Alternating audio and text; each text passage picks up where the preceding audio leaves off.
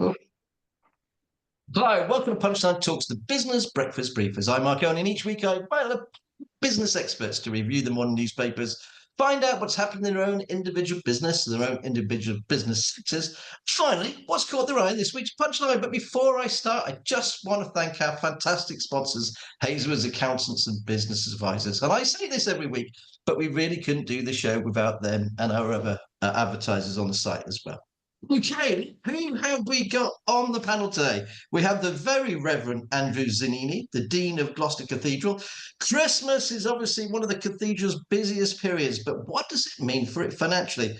For some in the hospitality sector, it's make or break for the business. So let's find out. Let's go behind the scenes. Let's go out and find out what is happening at the cathedral. We have Mark Cummings. He's the ex-BBC Radio Gloucestershire breakfast presenter. He's a journalist, presenter, reporter, quiz master. He's a Yorkshireman, a lover of the county, and he's also an author. And he's launched his book, Glorious Gloucestershire, which I've really dropped all over the floor there. There it is there, Mark's free plug for you. He's been at book fairs, festivals, signings, and he's flogging it all over. So we'll find out how it's gone and the journey he's been on, what he's learned on the way. We got Amanda Toner, the co-owner and inspirational officer for Incito Group. Incito Group, the company that holds the franchise for all 8 McDonald's stores in Gloucestershire with 1,100 staff and a turnover of 46 million. This is the company that never stands still. And since COVID, they've seen a massive shift in home delivery and takeaway and a big slice of that business. And so what does it actually mean and how is it moving forward? Okay, and we'll find out all about that. And finally, last but not least, and welcome to the show, we've got Geoffrey Newsome. He's the CEO of Insa Digital Trust, formerly IT Schools Africa. The charity has helped over 38,000 people in Gloucestershire with IT skills and IT equipment and has provided IT education to over 6 million children in Africa. The charity this year celebrates 20 years in business, and they've also launched a new business club. So we're going to find all about that, all about the charity. Welcome to Punchline as well, Geoffrey. Great to have you on the show. Okay, let's see what's making the headlines. Courtesy of the BBC. Okay, the Financial Times. Rees to rewrite fiscal rules for extra 20 billion of investment in public sector.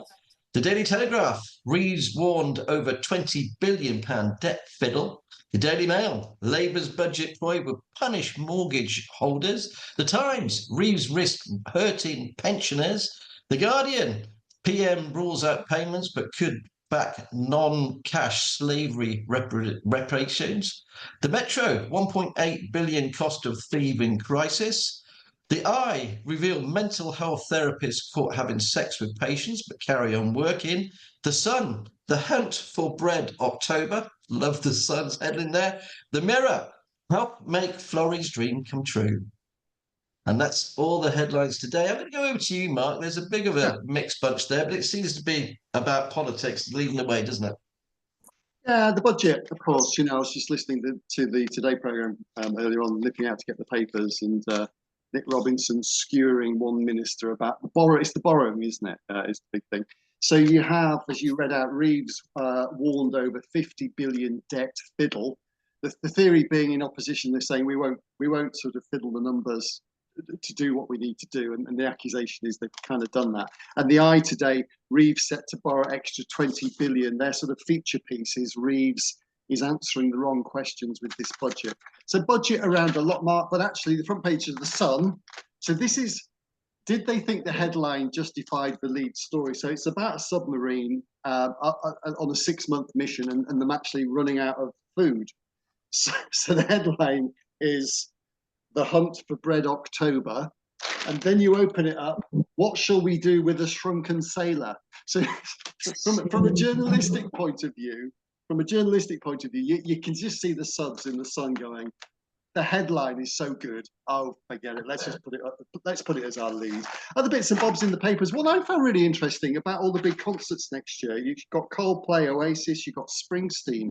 So Lady Gaga has delayed her tour because she can't get the venues they've got. And I guess it's something you don't normally think about when it comes to these mega stars. And actually, if 3 massive groups have taken up all the big stuff. Do you want a bit of gossip? Shall we have a little bit of gossip? This is in the Sun today. I was with a friend of mine who used to work at 5 Live, going for a walk last week. He was telling me all the gossip of certain program changes. And it's because their drive time show, one of the presenters sent an email to management about the other presenter saying he wasn't very happy with them, but actually sent it to the other presenter by mistake. It's in the paper today. Drive time show wreck, BBC 5 Live war, DJ Riff leaves station in chaos. So I think the BBC press office are going to have fun with that one, because I heard about that about a week ago. And this is one for Andrew, finally, Andrew. This is in the Telegraph today. Hell's bells, France wants to charge £5 to visit Notre Dame. So as we go into your amazing cathedral and we maybe leave a little gift, and we, you know, it's been an off-talk thing. I've done this story over many years about Gloucester Cathedral and, you know, should there be a charge to go in? Well, the Telegraph today reporting that Notre Dame, it might be a €5 charge to go in. So plenty around this morning, Marky, but yeah, some interesting ones. Thank you very much for that. That leads me very nice continuity to Andrew. Let's bring you in, Andrew. Yes, I mean, that's a very, very interesting point about Notre Dame.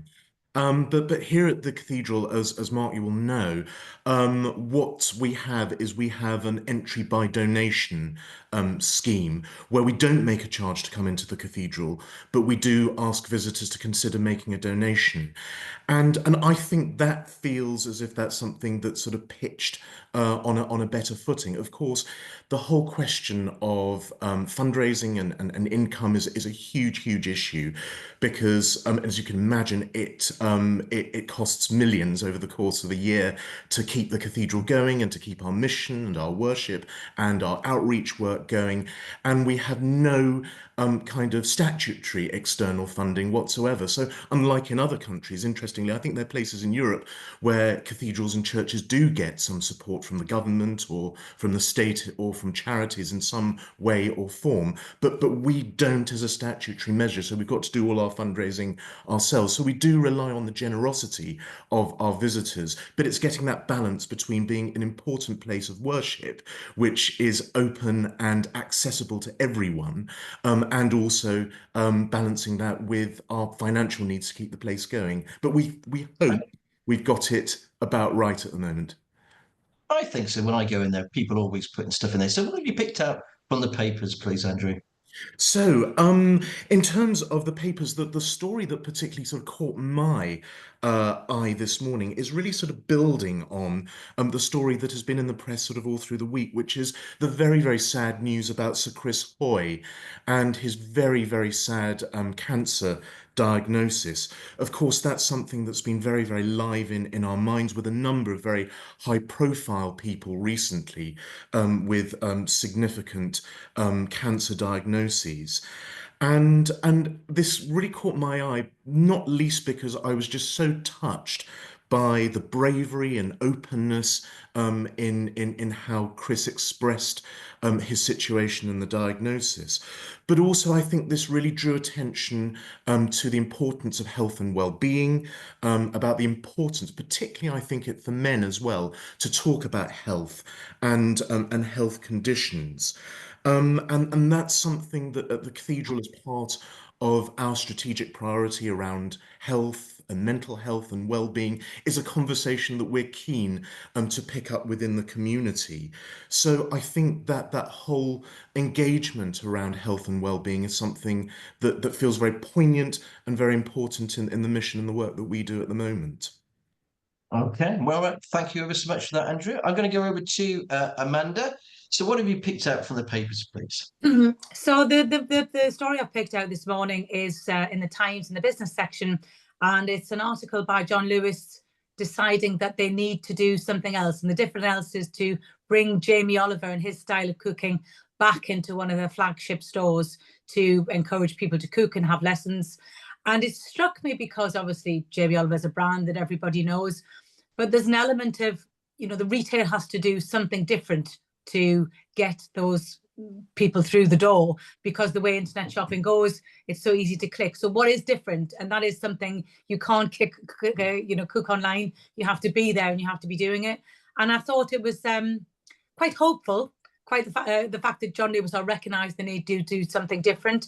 And I would hope that it kind of opens the floodgates for other retail businesses to bring things to life. I remember being in Newcastle when I was younger, going into Phoenix, a big shopping shop in Newcastle. And in the kitchen department, there would always be someone on a podium demonstrating equipment. And it was always a kind of flash Harry who had the gift, was like that, could talk all the way, but he would demonstrate chopping, moving, doing stuff.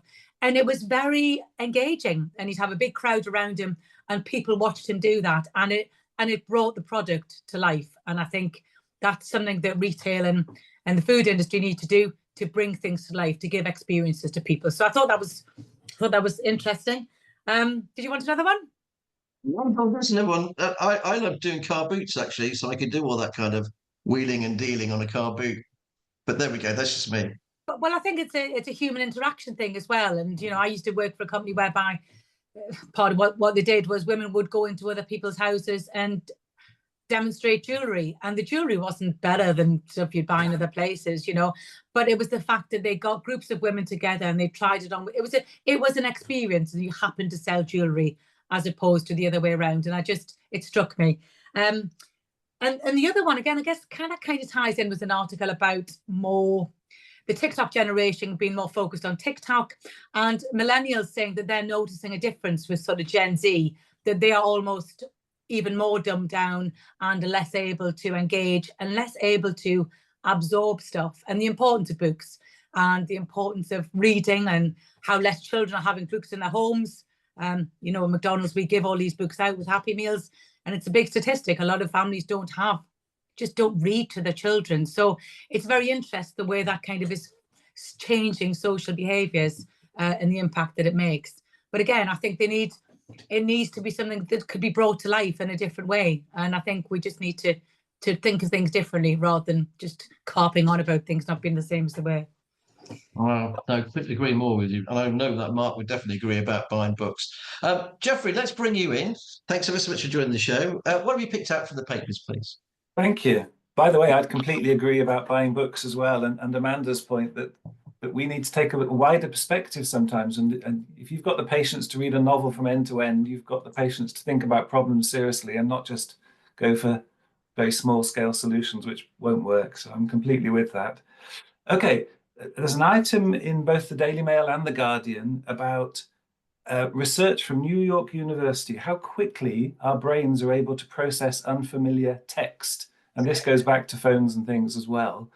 But it just reminds me what phenomenal organisms we are, how incredibly capable we are.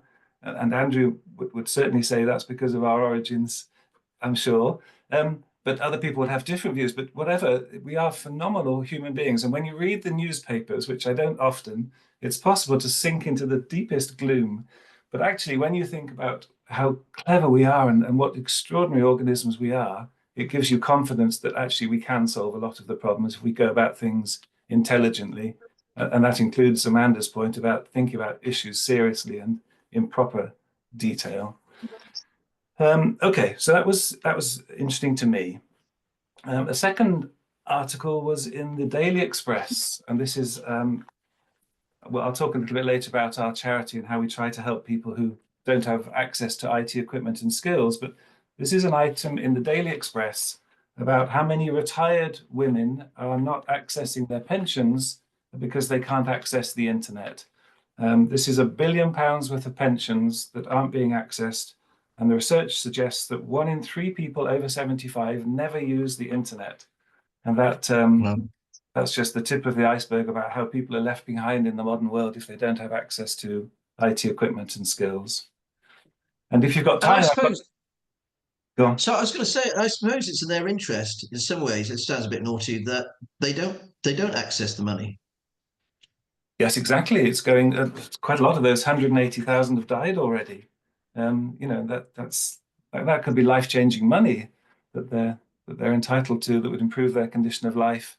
But the story is much wider than that. Just how much we can access online nowadays, and more to the point, how much we're excluded from if we don't have access to IT equipment, IT skills. Well, it goes without saying, but absolutely. Well, Yeah. thank you ever so much for that, Geoffrey. Thank Mark, you. we're going to bring you back in, please, about your book. Now, here it is, Glorious Gloucestershire's. You launched it at the Gloucester History Festival and on this show as well. So it's been a bit of a journey for you. What's it been like flogging the book and stuff? Has it been as easy as it thought? What sort of lessons have you learned? Yeah, it's been amazing, really. I mean, I'm lucky that I have a profile in the county, that it's got good publicity through your good self and the radio and the telly. I've got a great publisher. I think getting the book festivals is really good because they do their own promo and they buy in a lot of stock, and the local bookshops buying a lot of stock. So the History Festival was lovely. We're at Blackfriars. It was the Friday night, biblical rain, but we sold out and it was a magical night. Funny story about the Cheltenham Literature Festival. I wasn't expecting a gig there, but my first chapter is all about the literary links, and it's in Gloucestershire. For example, Amanda, the McDonald's on Westgate Street was owned by Jemmy Wood, who was a miser, and Dickens knew about him, and he based Scrooge on Jemmy Wood, who was in the building you're on Westgate Street at McDonald's. Anyway, the History Festival the Lit Festival was amazing, but you'll laugh at this because when you are signed up to appear somewhere, the first thing is you just want to make sure you sell the tickets and it's full. And I was in the Pillar Room at the Cheltenham Lit Fest, and it sold out. It sold out before they went on general sale, which was absolutely staggering. I was thrilled, but I was also more relieved that I could relax. And then a week before my appearance at the Lit Fest, they got in touch and said, "Oh, we're moving you into the Forum."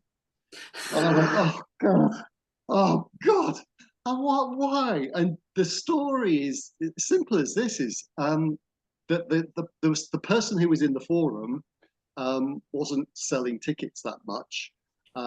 So with a week to go, they swapped us round because they knew they'd get a few more in the Forum. But that was amazing, the Lit Fest, and doing a book signing in Waterstones. And the next day I co-hosted with Pam Ayres, and we did a double act about her love of Gloucestershire and my love of Gloucestershire.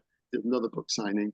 And Mark, just a little quick plug. On November the 6th, a week on Wednesday, I'm opening up the Stroud Book Festival, which is a brilliant festival. They got Michael Rose and loads of brilliant people.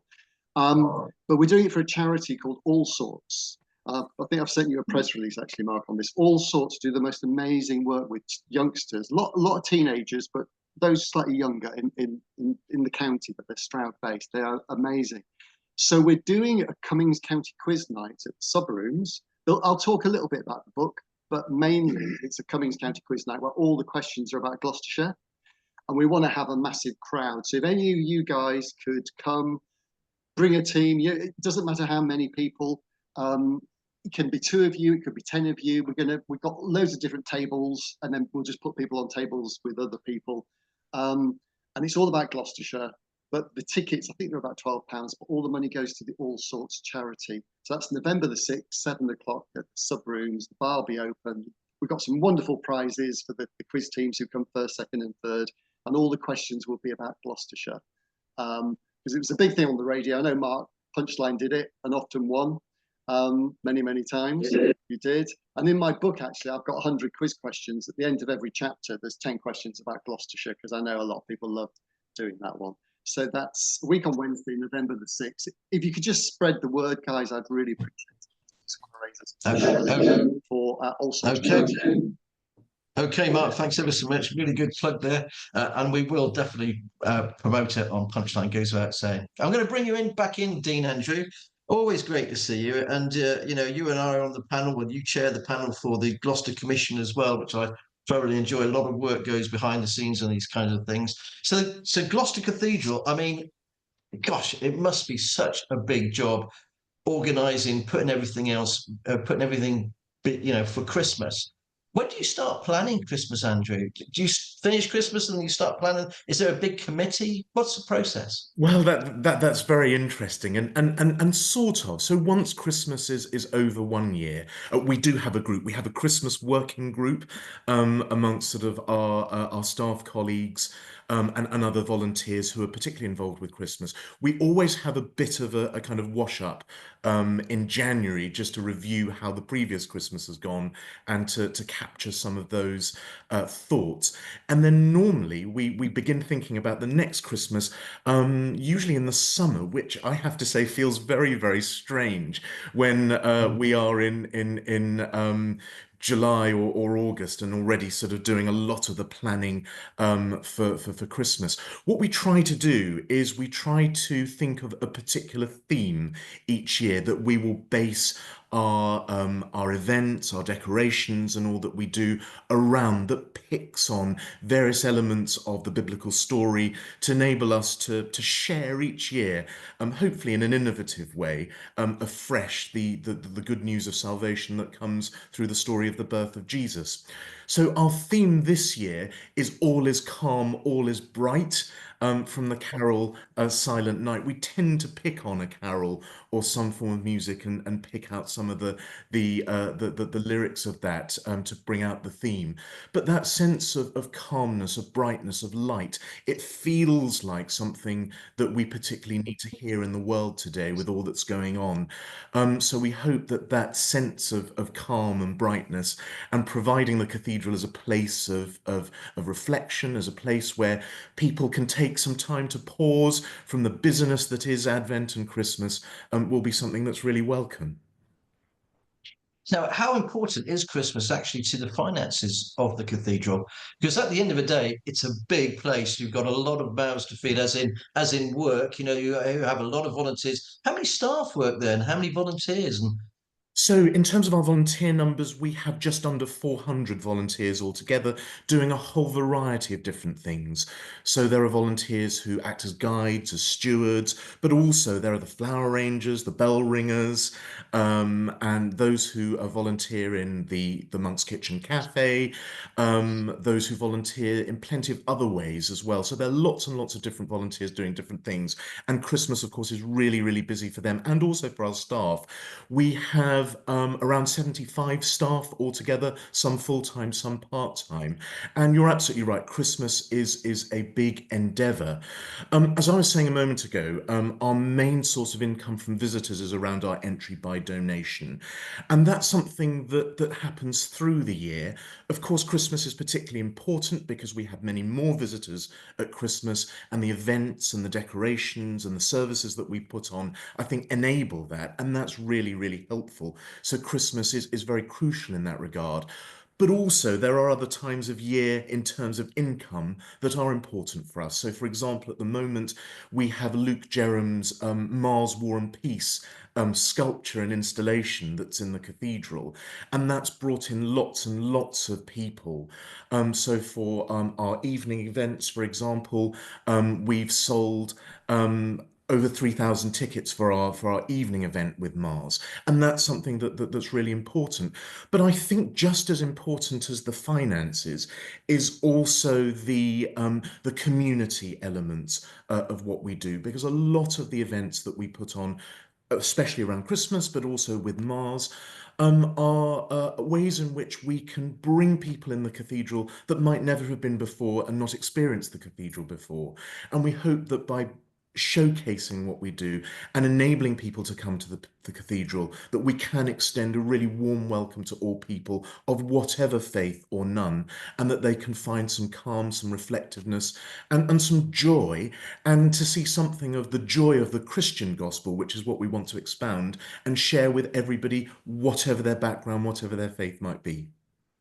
well, thank you ever so much for that, Andrew. We go there on Evensong, my family and I, and our friends as well. It's absolutely magical.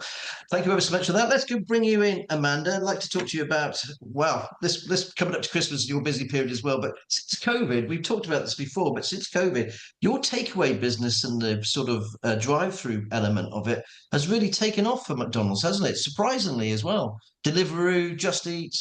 Well, yeah, and I think you know, it was a perfect storm, wasn't it? It was introduced delivery into lots of businesses at quite a low level, and then COVID hit. And I think what happened was COVID taught people how to be at home, because that was what you had to do. And and it taught people that you could get food delivered, and that became kind of habitual. And you're right, it is a big part of the business. It's a huge part of the business. It's probably something like 25% or 20% of our business is delivery. And we've had to relearn a lot of different things, and it changes. You mentioned in our sort of bio that McDonald's is a company that doesn't stand still. It doesn't.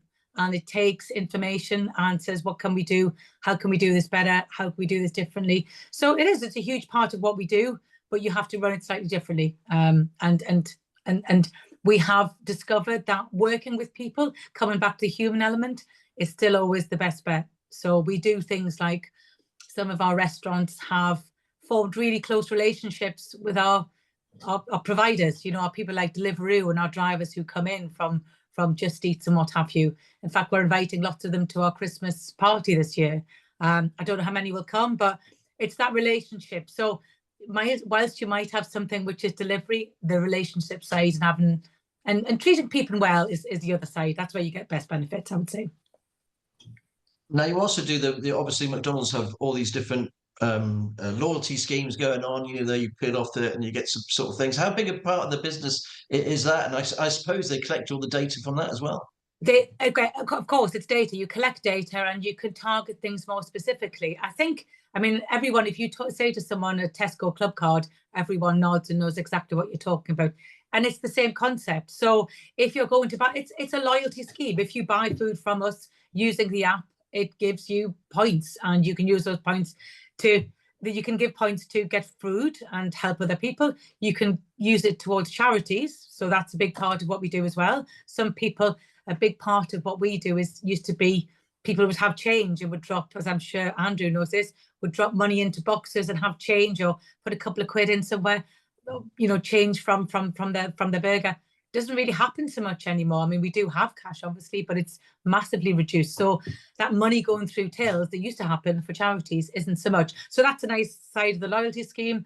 And you can target things more efficiently. And we found people like to take time to think things. I think COVID has changed that as well. They want to do things in their own time. So something like an app lets them order in their own time, think about what they're going to have the repeat sort of orders. But again, that helps us gather data. But we're giving back. We're saying thanks for coming to us, and here's some money to spend. So it benefits both sides, but it's a thank you as well. But it's gathering data as well for our customers. Just very quickly, what's the best-selling burger in McDonald's for your stores? Well, I will tell you after this weekend, because the McRib has just launched this week, which has been out of production for something like 10 years. It's the most requested McDonald's product, so it's coming back. So we've got big ambitions. The favorite food, if you have a look, is fries. Out and above anything else, fries, and a couple below that is just a standard burger, a standard cheeseburger. So they're probably the most popular ones, with a McFlurry as well. But I'll tell you after the weekend, McRib is back, and it's you've got to try. I'll have to get you one, Mark. Okay, I look forward to that. I look forward to that a great deal, actually. I'll be seeing you rather than you thought, actually. Let's go over to you. Let's go over to you, Geoffrey. Very quickly, well, not very quickly, but can you tell us about the charity, please? Sure. So the ITSA Digital Trust, that's ITSA, is 20 years old this year. And in fact, we'll be celebrating next month at Cola Myra's premises in Cheltenham. And the gist of the charity is that we take used working IT equipment from businesses, councils, schools, and individuals. We refurbish it, we wipe the data, and we donate it to people in the county and in schools in Africa who wouldn't be able to afford those devices. And we also provide IT skills training too. So as you said earlier on, in the county, we've provided 38,000 people with IT equipment and skills. And of those, probably 150 would be charities.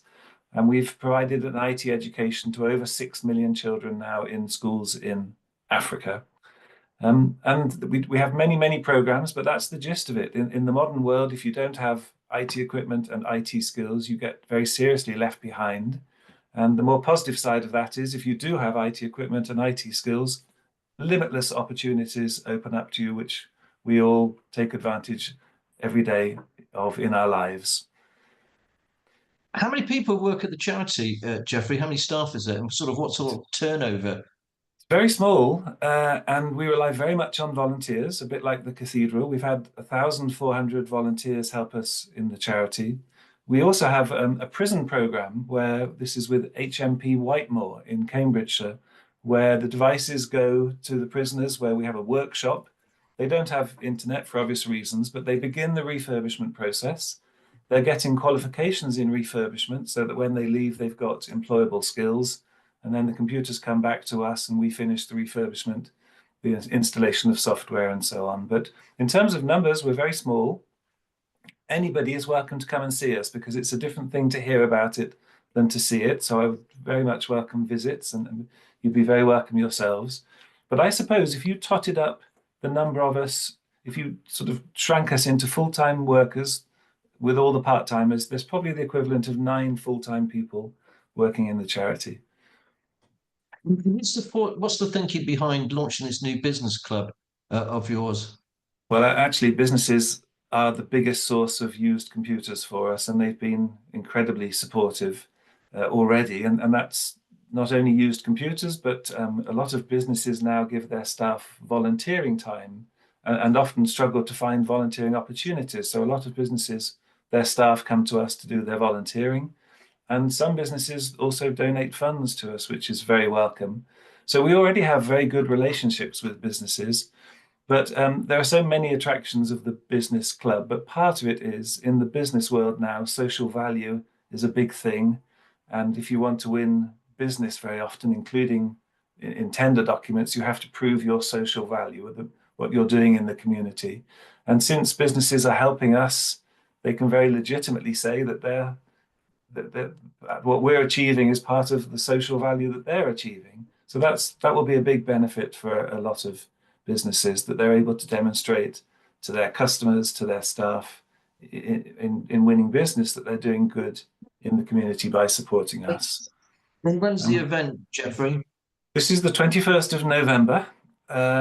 This is a new business club. It launches formally on the 21st. We already have 7 headline founding members, big businesses that you would know of, like Cola, and it's not a business, but the University of Gloucestershire, Gloucestershire College and Commercial Group, and others. And that's it, 21st of November from 4 till 6 p.m. Any businesses which would like to come, if you could email us through our website, I'll invite you myself. Okay, well, it'll be on the bottom of the story that we put together as well, Geoffrey. So thanks ever so much for that. We're kind of running out of time, guys. So we got the pick of the punchlines. Just very quickly, a minute each. What have you picked for us? So I'll start with you again, Mark. What have you picked out from this week's punch? Yeah, I mean, the selling off of Gloucestershire Airport is a story we did so many times when I was at the BBC. The rumour about using it for housing, I totally understand that. That's been mooted. There's also been that whole complex thing about it's Tewkesbury, it's Cheltenham, it's private enterprise. It's quite a complex story. And also there's always the line that it sort of joins Cheltenham and Gloucester together even more with the housing, doesn't it? So you get that hinterland, we got Churchdown and various bits, but that's an ongoing story. But I think there was a significant sort of update with you guys this week, Mark. Okay, thank you for that. Amanda, what's the pick of the punchlines? I love the fact the comment on the 22nd about they're using hairdressers. They're going into hairdressers and going to give them training to in counselling if people have been domestic abuse. I just think it's a great example of joining up the dots. They did something similar, I think, with the NHS, whereby they went into barber shops and men who were sitting down and got them to take the blood pressure, because men were notorious for not going to doctors. So did this kind of data gathering. People were sitting there and got all this information, and as a consequence helped them. And I just think the hairdressing chair is a real place where a lot of women particularly feel safe and probably talk to their hairdresser. And I thought, what a clever idea to give someone some training to know what to do. They must be given information like this all the time and not really know what to do with it. And I thought having someone that would signpost them and help people was I just thought that was a really genius. I love that kind of joined up way of thinking. So I thought that was very inspirational, actually. Yeah, fantastic story, actually. Thank you very much for that. Dean Andrew, what have you picked out? So I picked out a story from the 22nd, which was the plan for a secure dog exercise field in Birdlip. which I was particularly sort of touched by, with my own slightly boisterous Jack Russell Bertie, who's actually at this moment sort of standing outside my study door howling. I don't know if you can hear him. I hope you can't. But that that was, I thought, rather touching and a good thing to see, and something that, you know, we'd certainly be very interested in if planners give permission for that, and that comes about, and that ties in quite well with our recent policy here at the cathedral to allow dogs to come into the cathedral outside of services.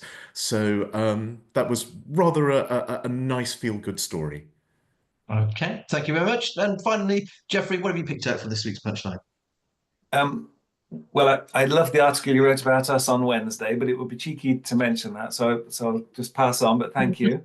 I'm going to mention an article on Tuesday about the architects who designed the annex at Spirax Sarco's headquarters in Cheltenham, and that's they're up for an award. And it's a phenomenal looking building. I was at Spirax Sarco yesterday, but in a different building, but I would love to see that that extension. It looks really beautiful. As it happens, the architects are also the architects of the space that we'll be having our event in next month. So that's a nice coincidence too, but it looks a really impressive building. And you are allowed to name them, actually. It's not the BBC, it's Roberts Limbrick. So we'll give them, hopefully they'll win. They're a fantastic firm and design. I don't know if you know, but they also designed the Cheltenham Racecourse as well, built by Barmer Construction. Plug for both sides. Anyway, and thank you very much, guys. My pick of the Punchline has to be the Gloucestershire Airport put up for sale. I totally agree with Mark. It is the story of the week. But I followed that actually by my own experience on GWR trains on Sunday, which I would recommend not travelling by train. Who knew that the train drivers don't actually have to work a Sunday? They choose to work a Sunday. So they only have to work 6 days a week. No, and they all got a £7,000 pay rise. Anyway, I won't be bitter about it, but we'll move on. And unfortunately, that's all we got time for this week. I'd just like to thank my fantastic panel. Thank you ever so much for joining us. For all the listeners of my wonderful sponsors, Hazelwood's Accountants and Business Advisors, and thank you all for watching as well. Remember, if you like the show, please like, share, and subscribe, and we'll be back again next week. But until then, remember, it's all in the Punchline. Thank you. Bye. Hold on a second, he says. What have we done here? You can't switch off. Are you sure you want to stop recording in